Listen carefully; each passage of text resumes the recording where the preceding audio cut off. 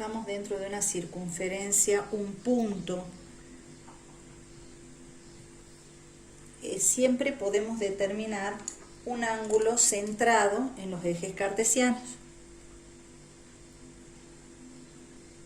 Y a través de ese ángulo nosotros podemos dibujar un triángulo que es rectángulo. Dentro de ese triángulo el radio va a medir 1, dado que es la circunferencia trigonométrica. Si nosotros tenemos que el radio 1 y definimos las razones trigonométricas de ese ángulo que podemos llamar alfa, nosotros vamos a decir que el seno de ese ángulo alfa es igual al cateto opuesto, que en este caso sería este segmento, que no es otra cosa que la coordenada y de ese punto, sobre la hipotenusa, que vale 1. Por lo tanto, el seno es simplemente esa coordenada y. Y el coseno es el cateto adyacente sobre la hipotenusa. Pero nuestro cateto adyacente es este, que no es otra cosa que la coordenada x del punto. Por lo tanto, nuestro coseno va a ser simplemente x. ¿De qué nos sirve eso? Si nosotros trabajamos con los ángulos dentro de la circunferencia trigonométrica, o sea que los ángulos varían entre 0 y 2pi, tenemos ángulos fundamentales que serían el ángulo de 0 grados, el ángulo de 90 grados o el ángulo de pi sobre 2, el ángulo de 180 o pi, el ángulo de 3pi sobre 2 o 270 grados y el ángulo de 360 grados o 2pi. ¿Qué pasa con el seno y el coseno en esos ángulos? Para el ángulo de 0 grados, sus coordenadas es 1 en x, 0 en y. Eso significaría que el valor del coseno del ángulo 0 es 1 y el seno del ángulo de 0 grados vale 0.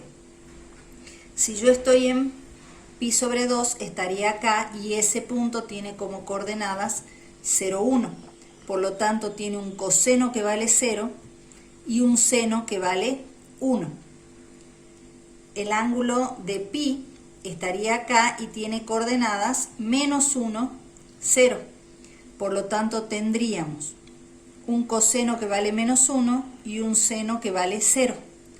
Para 3pi sobre 2 tendríamos coordenadas 0, menos 1. Por lo tanto, tenemos un seno que vale menos 1 y un coseno que vale 0. Y en el caso de 2pi se repetiría lo mismo que para el ángulo de 0. Esto nos marca a nosotros los máximos, los mínimos y los ceros de las funciones.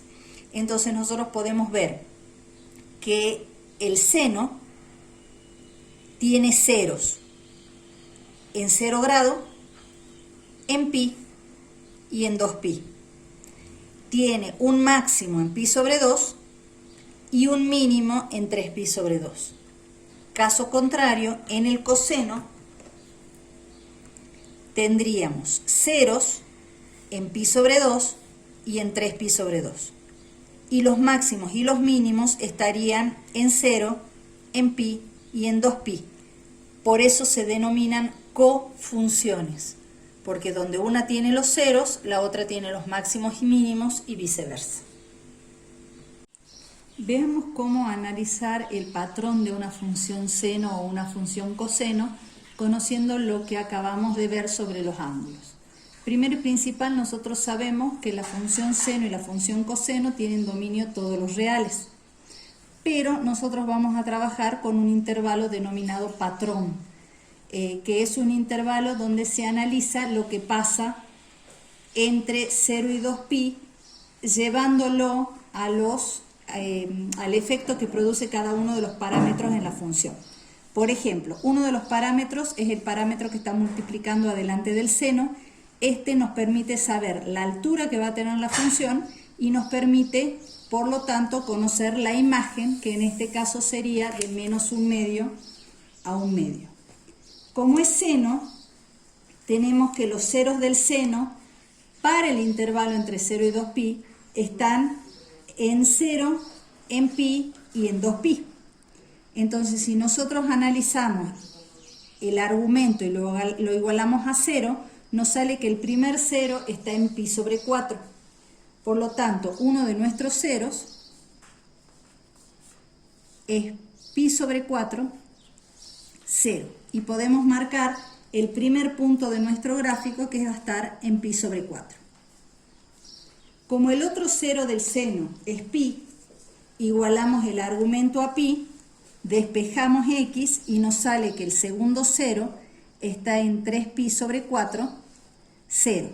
Y estamos en condiciones de marcar nuestro segundo cero. Y finalmente, el último de los ceros del seno está cuando el argumento es igual a 2pi. Si nosotros despejamos, nos queda un último cero en 5/4 de pi, 0. Marcamos 5/4 de pi y tenemos el inicio y el fin de nuestro intervalo patrón. En algún momento se habló del ángulo de fase. El ángulo de fase es justamente el inicio de la onda, o sea, es cuando esto es igual a 0. Y que coincide, en el caso del seno, con su primer cero. Luego tenemos que el seno tiene máximos y mínimos en pi sobre 2 y en 3pi sobre 2.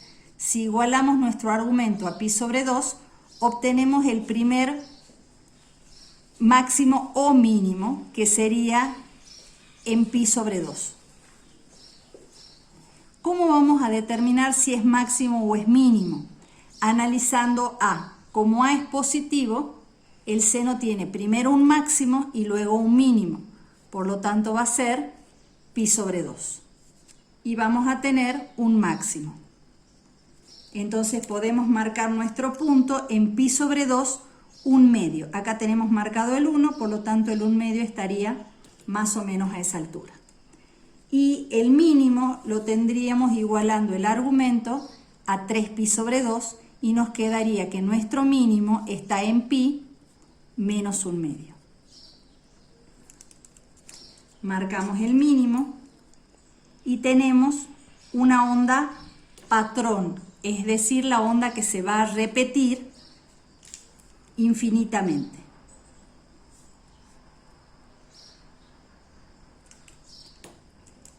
¿Cómo calculamos el largo que va a tener ese patrón? El largo de ese patrón es lo que nosotros denominamos período. Ese período se calcula como 2pi sobre b, siendo b este numerito de acá, que indica también la cantidad de ondas que entran en un largo de 2pi. Y ese periodo va a ser 2pi sobre 2, que es pi. Y si nosotros analizamos que la onda inicia en pi sobre 4 y finaliza en 5pi sobre 4 y hacemos la diferencia,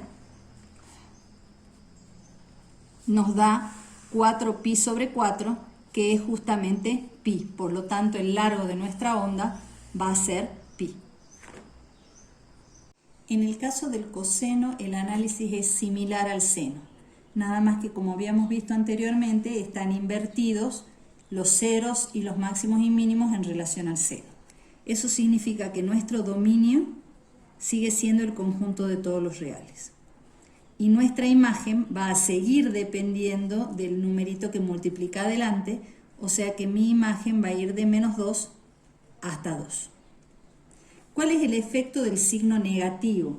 El efecto del signo negativo significa que cuando para el coseno habitualmente hay un máximo, en este caso vamos a tener un mínimo. Y de igual sentido, cuando tenemos un mínimo en el coseno, acá pasamos a tener un máximo.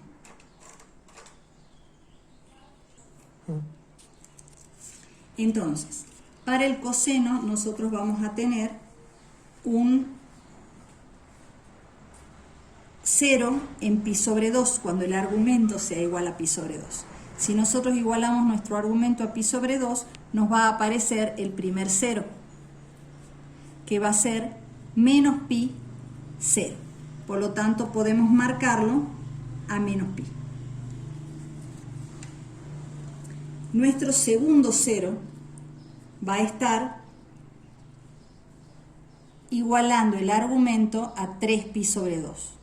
Y por lo tanto, va a ser pi 0. Luego vamos a encontrar nuestros máximos y mínimos igualando a 0, que en ese caso nos va a salir un extremo en menos 2pi. Ya vamos a ver cuál va a ser su componente i. Tenemos otro extremo igualando a pi. En ese caso vamos a tener otro extremo con coordenada x igual a 0. Y finalmente igualando a 2pi, y vamos a tener otro extremo en 2pi. ¿Cómo averiguamos la coordenada i? Nosotros habíamos visto anteriormente que el coseno tenía un mínimo en pi, un máximo en 0 y un máximo en 2pi. Al tener a menor que 0, vamos a invertir y donde había máximos ahora vamos a tener mínimos. O sea que esto va a ser un mínimo, esto un máximo y esto un mínimo. Y como a es igual a 2, esto va a ser menos 2, 2, menos 2. Entonces tenemos un extremo en menos 2pi, menos 2. Otro extremo en 0, 2. Y finalmente otro en 2pi menos 2. Y teniendo esos puntos estamos en condiciones de graficar y nos queda que un patrón de la función coseno tiene aproximadamente esta forma.